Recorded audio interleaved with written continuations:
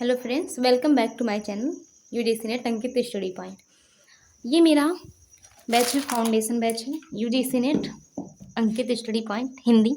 ठीक है, इसमें मैं फ्री ऑफ कॉस्ट पढ़ाती हूँ। ठीक है, पेपर 2 हिंदी की। और ये जून 2025-26 के लिए है ये बैच।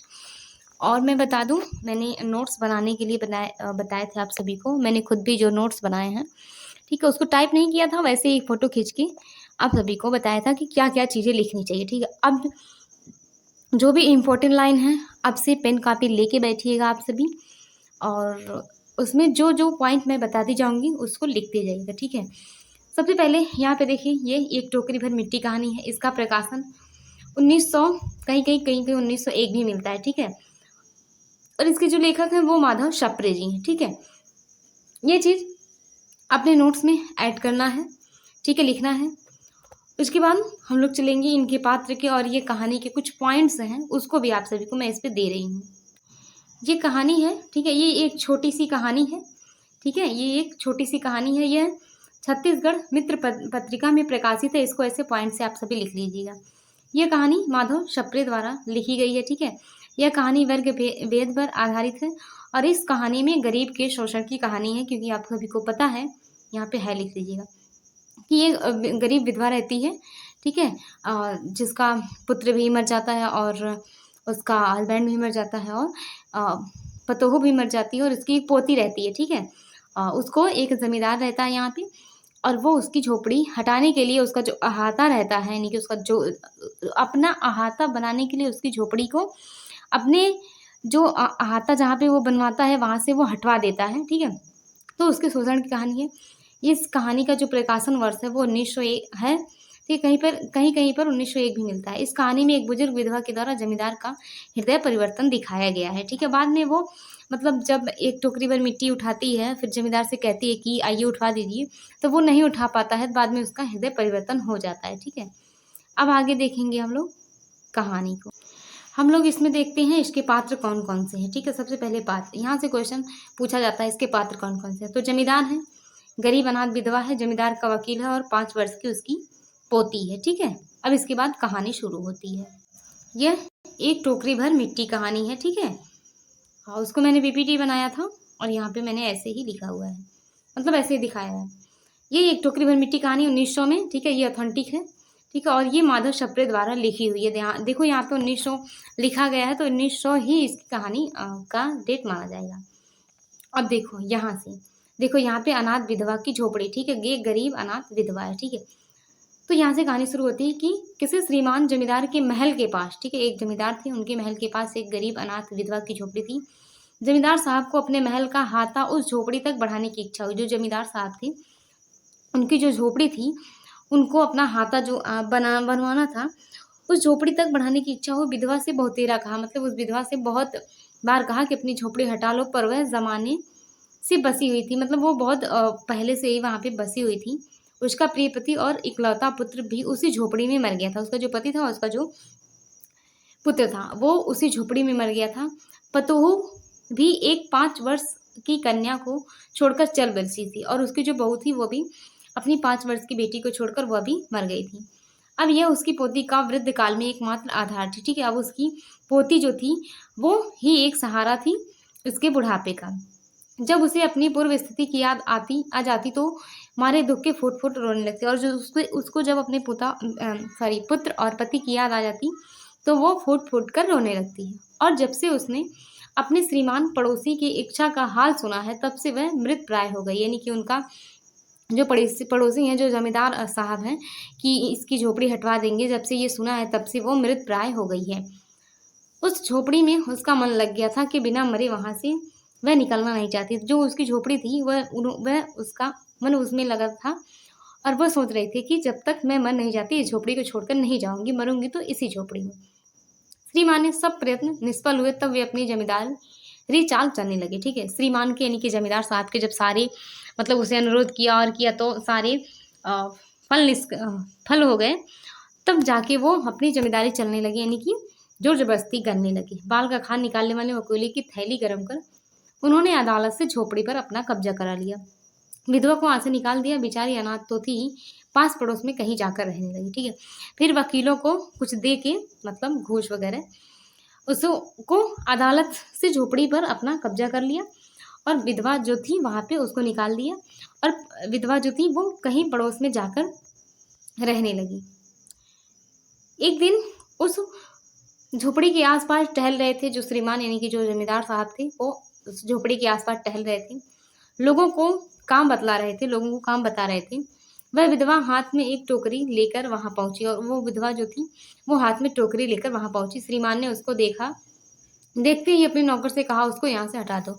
जमींदार ने देखा और कहा कि उसको यहाँ से हटा दो, पर वह गिड़गिड़ा कर बोली महाराज अब तो ये झोपड़ी तुम्हारी ही हो गई है, मैं उसे लेने आई हूँ। ठीक है, अब कहती है कि ये झोपड़ी तो तुम्हारी ही हो गई है बट मैं कुछ लेने आई हूँ यहाँ से। महाराज क्षमा करें, एक विनती है। कहती है एक विनती है। जमींदार साहब के सिर हिलाने पर उसने कहा, जमींदार साहब के सिर हिलाने पर उसने कहा, जब यह झोपड़ी टूटी है तब से मेरी पोती खाना पीना छोड़ दिया। ठीक है, कहती है कि जब से ये झोपड़ी टूटी है तब से मेरी पोती ने खाना पीना छोड़ दिया है। ठीक है, अब क्वेश्चन बन सकता है कि मतलब क्या टूटने से उसकी पोती ने खाना पानी छोड़ दिया है। समझाया, मैंने बहुत समझाया पर वह एक भी नहीं मानती, यही कहा करती है कि अपने घर चल, और उसे मैंने बहुत समझाया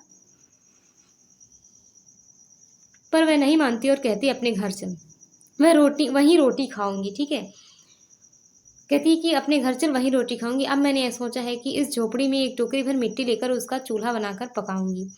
अब देखो ये वेरी वेरी इंपॉर्टेंट है, उसका क्या बनाना है, चूल्हा बनाना है। क्वेश्चन पूछ सकता है और पूछा भी है। ठीक है, इस मिट्टी का क्या बनाना था, तो चूल्हा बनाना था और उस पर वो क्या पकाएगी, रोटी। शायद महाराज कृपा करके आज्ञा दीजिए, इस टोकरी मैं मिट्टी ले आऊं। श्रीमान ने आज्ञा दे दी और जमींदार से कही कि आप आज्ञा दीजिए तब जाके मिट्टी ले आऊं। विधवा झोपड़ी के भीतर गई, वहां जाते ही उसकी पुरानी बातों का स्मरण हुआ और उसकी आंखों में आंसू की धारा बहने लगी। ठीक है, विधवा अंदर गई और उसको पुरानी बातें याद आई और वो रोने लगी। अपने अतिरिक्त दुख को किसी तरह संभाल कर उसने अपनी टोकरी मिट्टी से भर ली और हाथ उठाकर बाहर ले। ठीक है, उसने अपने दुख को किसी तरीके से संभाला और टोकरी भर मिट्टी भर ली और अपने हाथ से उठाकर उसे बाहर ले आई। फिर हाथ जोड़कर श्रीमान से प्रार्थना करने लगी। फिर हाथ जोड़कर वो श्रीमान से क्या करने लगी, प्रार्थना की, महाराज कृपा करके टोकरी को जरा हाथ लगाइए यानी कि उठा दीजिए, जिससे मैं उसे अपने सिर पर धर लूँ और जिससे मैं अपने सिर पर उसे रख लूँ। जमींदार साहब पहले तो बहुत नाराज हुए, जमींदार जी पहले तो बहुत नाराज हुए कि मुझसे कह रही है झोपड़ी उठाने के लिए, पर वहाँ बार बार हाथ जोड़ने और पैर गिरने लगी तब उनके मन में कुछ दया आई। किसी नौकर से कहकर आप ही स्वयं उठाने आगे बढ़े। कहते कि उसको दया आया, उसके बाद वो खुद ही किसी नौकर से नहीं कहे और वो खुद ही उठाने लगे। ज्यों ही टोकरी को हाथ लगाकर ऊपर उठाने लगे त्यों ही देखा कि ये काम उसकी शक्ति के बाहर है। जैसे उन्होंने टोकरी को हाथ लगाया तैसे वो टोकरी उनसे उठ नहीं रही थी, तो उन्होंने सोचा कि ये काम मुझसे बाहर है मेरी शक्ति से।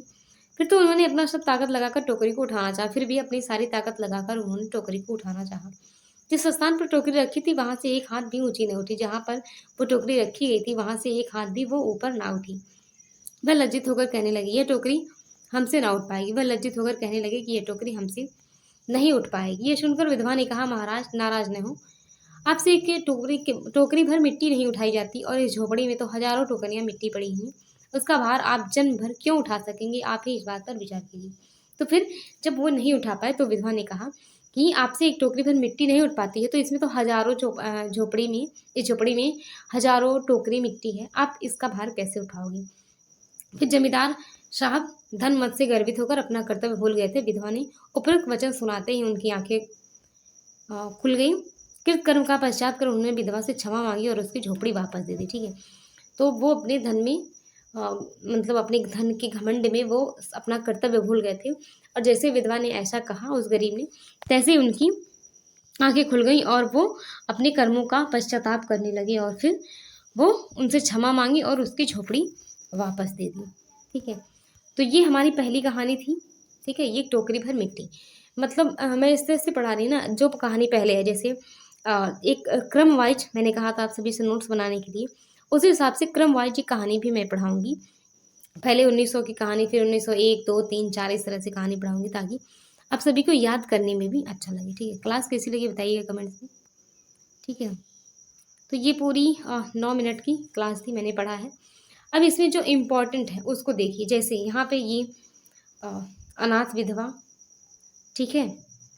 उसके बाद उसका कौन कौन मारा था, तो पुत्र और पति। उसके बाद 5 वर्ष की यहाँ पे कन्या, ठीक है। उसके बाद ये क्रम से पूछता है, तो इसको आप भी पढ़ लीजिएगा, और मैंने तो पढ़ाया ही है।